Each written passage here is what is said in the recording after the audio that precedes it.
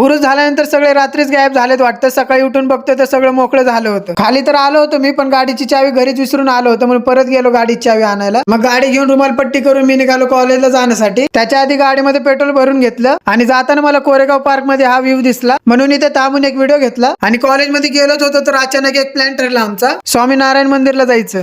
आणि ह्या मंदिराची तुम्हाला खरी सुंदरता पाहायची असेल तर तुम्हाला इथे येऊनच बघावं लागेल, कारण समोर येऊन बघायचा आनंदच वेगळा आहे. आणि मंदिर समोरून असं दिसतं आणि आतमध्ये मोबाईल अलाउड नाही, म्हणून आम्ही दर्शन घेऊन बाहेरच फिरत होतो. आणि जितकं मंदिर बाहेरून सुंदर आहे तितकंच मंदिर आतमधून सुद्धा सुंदर आहे. मग त्यानंतर आम्ही ज्यूस प्यायला गेलो. मग त्यानंतर इथं दोन कबुतरांची भांडणं चालू होती. मी गेल्यानंतर त्यांची भांडणं मिटली. ते जाऊन त्या भाईची चावी कशी आहे. गरमी खूप वाढली म्हणून मँगो ज्यूस आणि भेळ खायला गेलो. आणि व्हिडिओ काढतोय म्हणल्यावर भाऊने थोडी हवा केली